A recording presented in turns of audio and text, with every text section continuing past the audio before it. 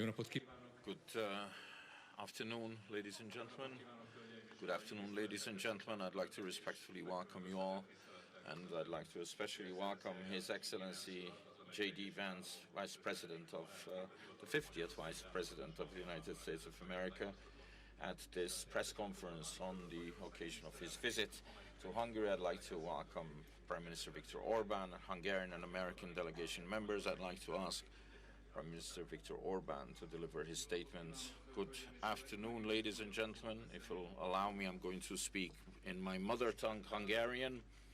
I'd like to respectfully and cordially welcome Vice President Vance in Hungary. The last time a Vice President from the US visited Hungary was 35 years ago, and we haven't had such a high-ranked American dignitary in Hungary for 20 years. And 20 years, that's quite a long period of time. With the election of President Trump, I believe a golden era has been ushered in our relations. We have enumerated the year of records was 2025 in terms of economic cooperation. 26 also is increasing impetus. We have increased our turnover with 50%, and we had 30 American companies announce FDI to the tune of 100 billion Hungarian forints. We've also strengthened our cooperation, expanded it with space technology and defense. We owe gratitude to President Trump and Vice President Vance for standing by Hungary during the past years. The United States of America is the strongest country in the world, and I am happy to say that they are our allies today. The peace and the security of Hungary, therefore, is guaranteed. Ladies and gentlemen, we also discussed the fact that Europe is heading towards one of the worst energy crises of all times. We are seeing drastic price hikes, and if we do not take measures on time, we are going to see a shortage of energy, oil, and gas. And in this situation, it is especially important that we have the energy cooperation between the US and Hungary, without which we would not be able to guarantee the energy needs of Hungary, and we could not cap our utility prices. We have talked about the United States' efforts to achieve peace. Hungary has always supported the US and President Trump personally in this peace effort. We've been living in the shadows of a war for 4 years now, and we are convinced that if President Trump were the president in 2022, there would not be a war now. It would not have started. And if the Europeans, especially Brussels, would not be blocking the peace efforts of the president, peace would prevail, would have been reinstated in Ukraine for a long time already. I've also explained to the Vice President that Hungary is experiencing very, very harsh and very open interference by foreign security services into our elections.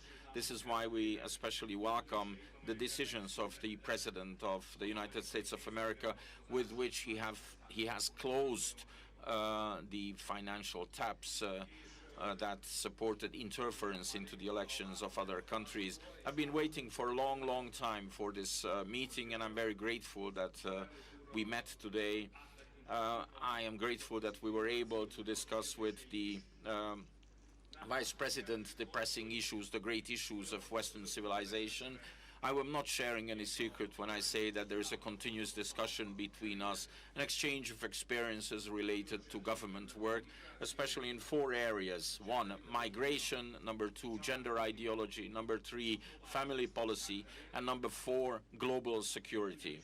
Because in these fields, Hungary has amassed substantial experiences and quite an extended network of contacts in Eastern Europe and the Balkans. And as a result of our discussions today, we have agreed that it is in the interest of both parties to continue this cooperation, and that the strategic cooperation between the 2 countries is going to be continuous and will be continued. Thank you very much for honoring us with your presence, for coming to Hungary. Miniszterelnök úr, köszönöm szépen.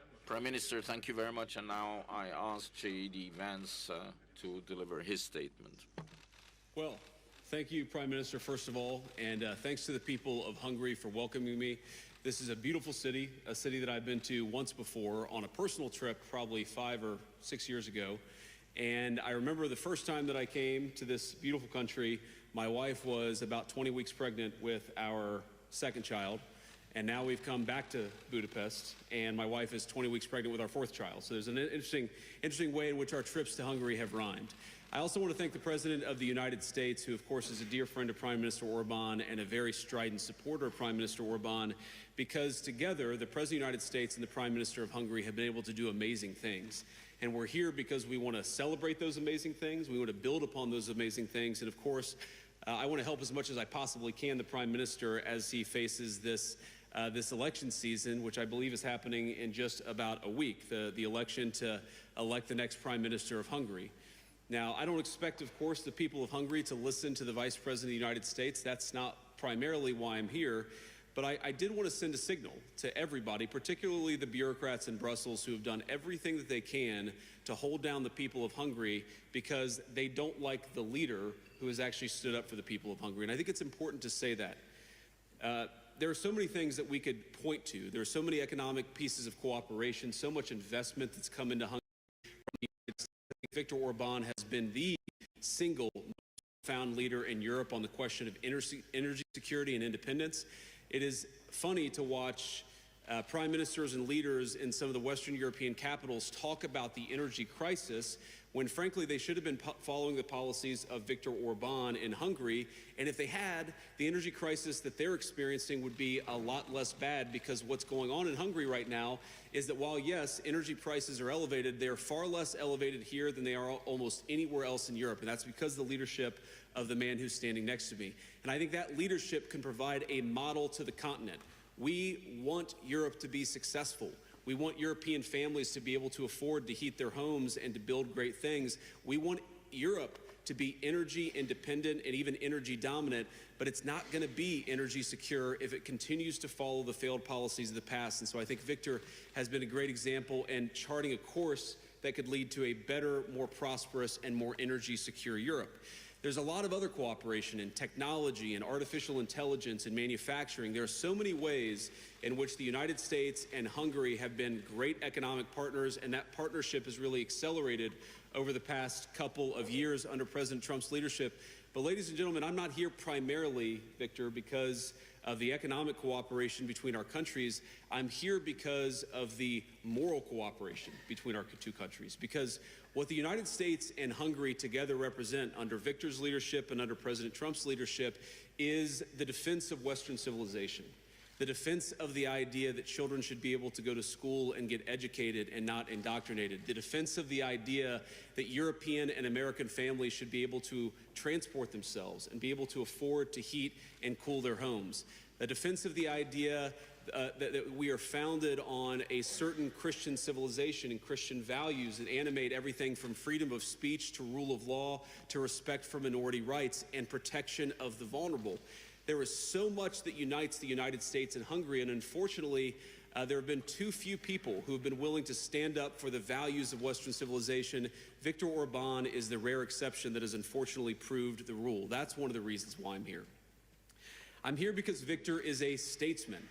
And we have seen so much talk in European capitals about the need to end the war in Russia and Ukraine, and we certainly agree with it. The war would have never started if President Trump had been president 4 years ago, but now that it has started, probably the two leaders who have done the most to actually end that destructive conflict have been Donald J. Trump and Viktor Orban in Hungary. And they've done it through diplomacy, through talking to people, through trying to understand what the Ukrainians and the Russians need to end the war. We're going to continue to participate in that process, but I think that it is a testament to the people of Hungary that you're a country of 10 million people, but I'm telling you, I've sat in all the rooms and I've been on all the phone calls. Your leadership has been a far, far more important and constructive partner for peace than almost anyone anywhere else in the world, and that is a great testament, I think, to the wisdom and the courage of the people of Hungary. And then finally, I just want to say one final observation about this election. What has happened in this country, what has happened in the midst of this election campaign is one of the worst examples of foreign election interference that I've ever seen or ever even read about. The bureaucrats in Brussels have tried to destroy the economy of Hungary. They have tried to make Hungary less energy independent. They have tried to drive up costs for Hungarian consumers, and they've done it all because they hate this guy. I think that what the people of Hungary, I would encourage them to ask themselves, not who's pro or anti-Europe, not who's pro or anti the United States of America, but who is pro you, who is pro the people of Hungary. In my experience, I've seen a guy who has ferociously advocated for the interests of Hungary. I'm here to help him in this campaign cycle, and yet when I sat down with Viktor, we didn't talk about politics. We talked about Here are 5 things that we need, that the Hungarian people need from the United States in order to further our partnership and in order to achieve prosperity. That's the kind of leadership that is needed. And on everything from digital censorship, why are bureaucrats in Brussels telling social media companies what information they're giving to Hungarian voters? I think the voters of Hungary are adults. They are sovereign in their own country, and they should be able to look at whatever information they would like to about the election without somebody in a faraway capital treating them like children. Sovereignty, democracy are fundamentally about the people choosing. And part of the reason why we're here, and part of the reason why the President of the United States sent me here, is because that we think the amount of interference that's come from the bureaucracy in Brussels has been truly disgraceful. I won't tell the people of Hungary how to vote. I would encourage the bureaucrats in Brussels to do the exact same thing. So, Viktor, thank you, and it's good to see you. Thank you very much. We'll take a couple of questions. Do you want to? Thank you, Mr. Vice President. We have time for a couple of questions. The first two goes to the Hungarian side, and then the floor is yours, Mr. Vice President. Az első kérdést a... So the first question goes to Hungarian television. Csaba jó.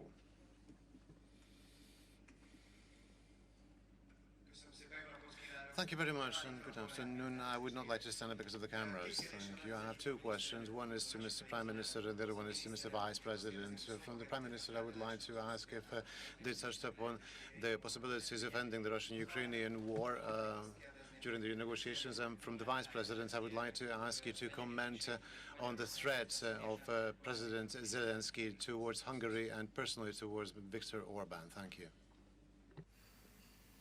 Okay. Beszéltünk az orosz. We did touch upon the Russian-Ukrainian war, which is a painful subject. We're talking about a war waged between 2 Christian countries. Moreover, in the territory of Europe.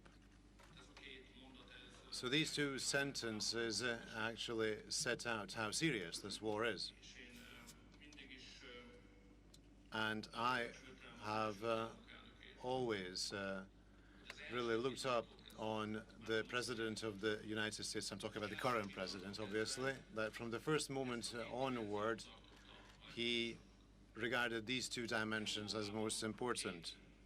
In Europe, 2 Orthodox Christian countries are waging a war where tens and hundreds of thousands of people die and become injured for life. This is so terrible that you have to stop it at all costs. And since the United States, prior to President Trump, was in favor of this war, for us, the current position of the United States is indeed very valuable because it is fundamentally pro-peace. So if a Hungarian and a US politician meet, they cannot avoid talking about the Russian-Ukrainian war. Moreover, this war is being waged in the neighborhood of Hungary. Hungarians also die in this war, since in the current territory of Ukraine, multiple Hungarians live who are drafted, occasionally with brutal coercive measures. They are taken to the front where they die.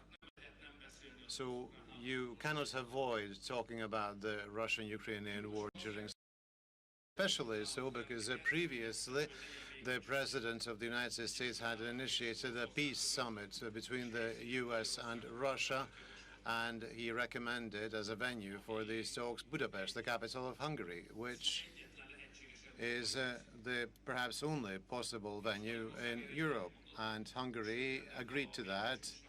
In fact, I must say that up to the level of the technical preparation of this meeting, we negotiated on those with both the President of the United States and the President of Russia, and Hungary remains ready.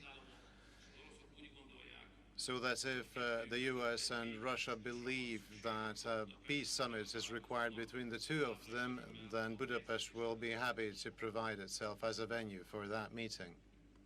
And we are available.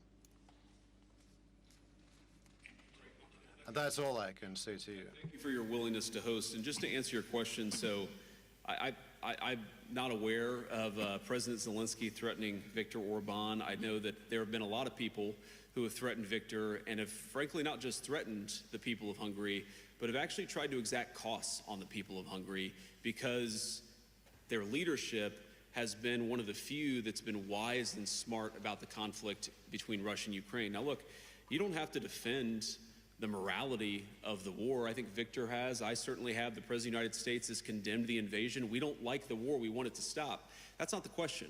The question is, how do you make it stop? And the answer is not by politicians who stand at microphones and beat their chests and act tough when somebody else's children are going off to fight in a conflict. You do it through sustained diplomacy. And so I'd ask the people of Hungary, and not just Hungary, but across Europe, what is the alternative to peace? Is it to continue feeding young men into this terrible, terrible war, to continue this completely ridiculous cycle of violence, or is it to get serious about diplomacy? Is it to continue to have skyrocketing energy prices to the point where European economies are on the verge of collapse, or is it to sit down and get serious about a peaceful revolution?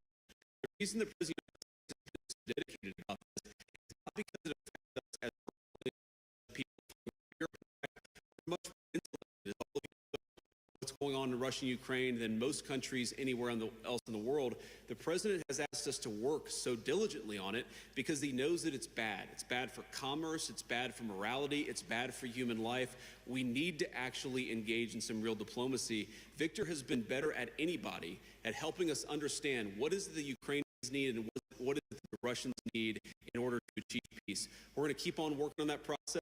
As you've all heard the President say, this war has been the hardest of all the worked on to solve, but we're going to keep on working at it. The President has ordered us to keep on working at it, but we need people in Europe who understand stakes and understand how to get this negotiation done. Viktor's been a great part of it, which is why the President asked him about the Budapest summit, because I think we're ever going to get these leaders together, this is the perfect place to do it, a place of real statesmanship, a place that has shown itself very willing to be a positive force for peace. Thank you very much. The second question goes to Noemi Német.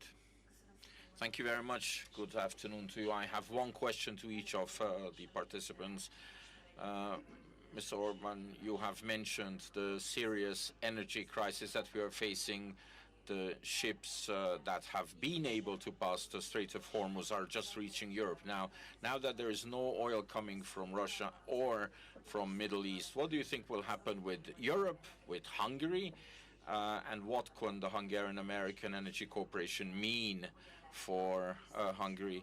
And what do you think, will Brussels also lift the sanctions on the Russian energy? If I may. Please. So, according to recent US intelligence reports, Ukraine may have interfered in the American elections, helping the Democrats. It has also come to light that the Ukrainian intelligence treats Hungary as an operational zone as well. What kind of political motivation could be behind Ukraine targeting conservative, patriotic political forces both in the United States and in Hungary? Thank you very much. I think there is definitely a new situation in Europe, but the Hungarian elections are tightening our horizon, restricting our horizon. Therefore, we are not paying as much attention because of the elections to the developments. Of course, because we Hungarians are mainly preoccupied with the outcome of the elections next Sunday. However, everything that the strategy that the Europeans have followed to support Ukrainians so far has ended, has failed. This strategy has failed at the start already. It was an extremely strange idea to actually help the Ukrainians and try to bring about a situation where the protracted puts Russia in such straits economically that in the end the Ukrainians, from the perspective of the Ukrainians and the Europeans who support them, they will be forced to sit down with them in a weakened status that is preferable for the opposition. However, to wage an economic war in a country that has unlimited energy resources and has unlimited raw materials, while those waging the economy do not have energy and do not have raw materials, a very strange idea. They might have believed that levied on Russia in the end will be enough to actually win this economic war. But what is happening now is all of a sudden everything has gained importance the Russians dispose of, and much more so support of Ukrainian strategy basically failed, but now we're concentrating was paid to this. But we will be faced with an absolutely new situation after the Hungarian elections.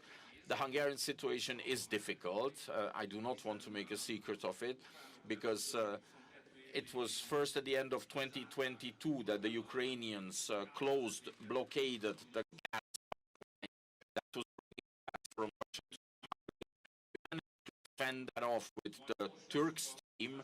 But just now, not much before the elections, and I think because of the upcoming elections, and in the hope of having a pro-Ukrainian government elected into office, they actually blockaded our oil pipeline as well. The oil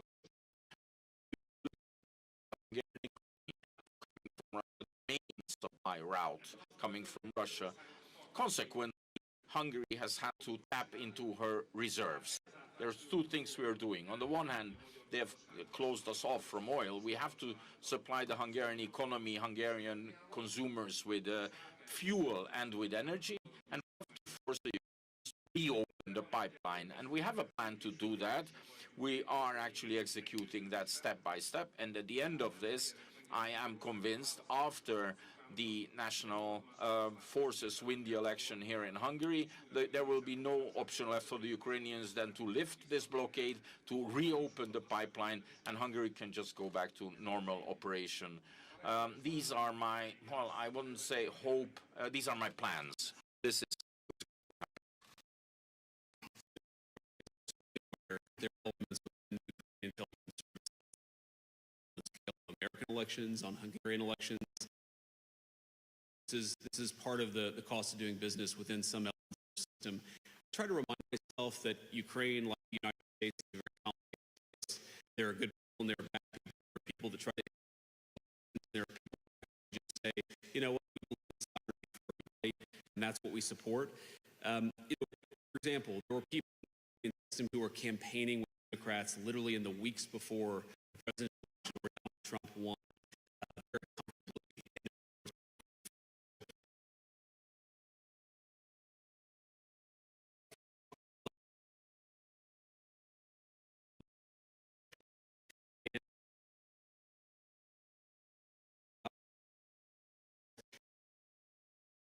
Of Ukraine, the best interest of Europe and Hungary, the best interest of the United States for this war to come to as rapid of a close as possible. You know, this is the seeds of this war, the seeds of this conflict were actually planted well before the fire started. They were planted when European leaders they were so deep into a particular energy economy, they cut themselves off from oil and natural gas. That was a huge mistake then, and it's obvious that it's a huge mistake now. And it's funny when I hear people accuse, you know, my president of being pro-Russian. My president has done more to help Europe out with energy and liquid natural gas than anybody in the world, which weakens Russia. Because we would love our allies and our smart energy policies so their consumers can pay less money, but also when, God forbid, there's a conflict, they can rely on us rather than another country for the energy that they need. So it's so funny to me that very often the very people who accuse this or that leader of being pro-Russia are the very people who created an energy-weak economy in Europe to begin with, and that has done more than anything to make Ukraine weak and Russia strong. We just want the killing to stop. We want to get back to commerce. We recognize there's a lot of difficult issues, but the way to solve those issues is to talk to one another and to actually engage in the hard work of diplomacy. And Mr. Vice President, 2 questions. It's your call, please. Sure. So I want to call on a couple members of my pool because they traveled all night and are here with us. So let's start with Natalie at the Washington Post. Thank you, Mr. Vice President. The clock is ticking to tonight when the deadline looms for avoiding bombing infrastructure in Iran to the Stone Ages, as the President has said. Do you have any new information to believe that a deal can be reached by then? And secondly, there's been some rhetoric from this administration, your administration, about this war, God supporting the United States in this war and the strikes against Iran being part of God's will. Do you agree with that? And what do you make of the idea that God is on the side of the U.S. in these strikes? Well, so you asked if there's new information, and I don't, unless I have a text message from Steve. Well, I do have a text message from Steve Witkoff. Wouldn't you like to know the subject of this message? But no, I need to read it first before I talk about it. But here's what time is it in the United States right now? Okay, that makes sense. All right. Okay, so Natalie, on this question of the deal, I really think there are 2 pathways. The President's been very clear about this. There are 2 pathways that this thing is ultimately going to end. First of all, the United States has largely accomplished its military objectives. There are still some things that we'd like to do, for example, on Iranian ability to manufacture weapons that we'd like to do a little bit more work on militarily. But fundamentally, the military objectives of the United States have been completed. So that means, as the President has said, very shortly this war is going to conclude. And I think the nature of the conclusion is ultimately up to the Iranians. I think there really are 2 pathways, and I'm oversimplifying this a little bit. But I think pathway 1 is where the Iranians decide they're going to be a normal country. They're not going to fund terrorism anymore. They're going to be part of the world system of commerce and exchange. And that's going to mean much better things for them economically. It's going to mean better things for the peace and safety of the world. It's going to mean a lot of good things for a lot of people all over the planet. That's option A. Okay? Option B is if the Iranians don't come to the table and they stay committed to terrorism, to terrorizing their neighbors, not just Israel, but of course their Arab neighbors too, then the economic situation in Iran is going to continue to be very, very bad, and frankly, it will probably get worse. And so what the President has asked his entire team to do, particularly Steve Witkoff and Jared Kushner, is to figure out what are the contours of a potential deal. What are they willing to do? Because militarily, it frankly doesn't matter one way or the other to us. It's fundamentally a question of what does this look like afterwards, and that has been what the negotiations have been focused on.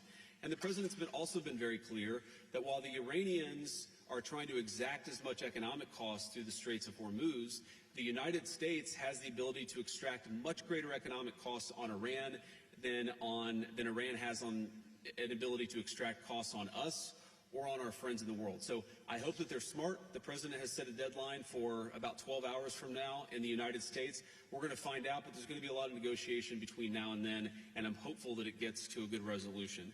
You know, the second question you asked about, you know, is God on our side? Is God on, you know, whose side? I think my attitude towards military conflict has always been to pray that we're on God's side. And my own view is that we're doing this for the right reasons. We're doing this because we don't want a regime that has committed acts of terrorism to have it the world's most dangerous weapon, because that would mean a lot of innocent people dead. I certainly hope that God agrees with the decision that Iran shouldn't have a nuclear weapon, but I'll keep praying about it. And if he gives me a good answer, you'll be the first to know, Natalie. Next question. Let's see. I think we have Reuters and AP. Let's do Reuters. Okay, good. I checked my earpiece to see if somebody in my staff would tell me who I should call on, but Nobody answered. This is just Hungarian, so go ahead. Thank you, Mr. Vice President. This is Sunay Rapamuk from Reuters. I have a couple of questions.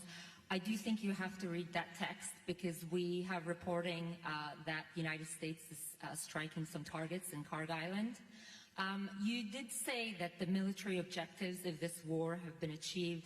So could you help us understand why the President is still threatening to attack every bridge and every power plant in Iran?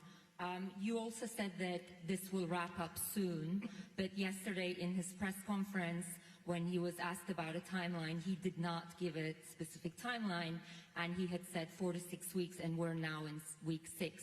Do you have a specific timeline? Excuse me, these are spontaneous questions. That's a lot of questions. Okay, I'll stop. I mean, the Hungary question is this. If Prime Minister Orban loses, does the United States commit to working with the new leader? Will you have a golden age relationship with the new leader? Thank you so much. Well, of course, we're going to work with whoever wins the Hungarian election because we love the people of Hungary and it's an important relationship. But Viktor Orban is going to win the next election in Hungary, so I feel very confident about that and about our continued positive relationship. Victor, is that right? That's the plan. Okay, all right. So you asked about Karg Island. My understanding, having talked to Pete and General Kane about this, is that we were going to strike some military targets on Karg Island. I believe we have done so. The president's deadline has been followed by us and everybody else, and he said very clearly, we're not going to strike energy and infrastructure targets until the Iranians either make a proposal that we can get behind or don't make a proposal, but he's given them until Tuesday at 8 o'clock. So I don't think the news in Karg Island represents a change in strategy or represents any change from the President of the United States. He continues to say the deadline is 8 o'clock, and the deadline is for what? Fundamentally, what Iran is trying to do, because they've been defeated militarily, is they're trying to extract as much economic pain on the world as possible. And the President of the United States is a man who recognizes leverage, that if the Iranians want to exact a certain amount of pain, the United States has the ability to exact much, much greater pain. The President doesn't want to do that. I don't want to do that. That's why we're negotiating so aggressively. But fundamentally, the ball is in the Iranians' court. Now, I think the President has talked about this. One thing I will say is that the Iranians were not the fastest negotiators before the war started, and they are certainly not the fastest negotiators now. So we recognize there's some delay sometimes in transmitting messages from one person to another, but we feel confident that we can get a response, whether it's positive or negative. We're going to get a response from the Iranians by 8 o'clock tonight. I hope they make the right response, because what we really want is we want a world where oil and gas is flowing freely, where people can afford to heat their homes and cool their homes, where people can afford to transport themselves to work. That's not going to happen if the Iranians are engaged in acts of economic terrorism. So they've got to know we've got tools in our toolkit that we so far haven't decided to use. The President of the United States can decide to use them, and he will decide to use them if the Iranians don't change their course of conduct. I think that's it. Mr. Vice President, miniszterelnök úr, köszönöm szépen. Sajtótájékoztatót véget ért, köszönjük szépen, hogy itt voltak a mai napon velünk, viszontlátásra. Thank you very much for being with us, and goodbye.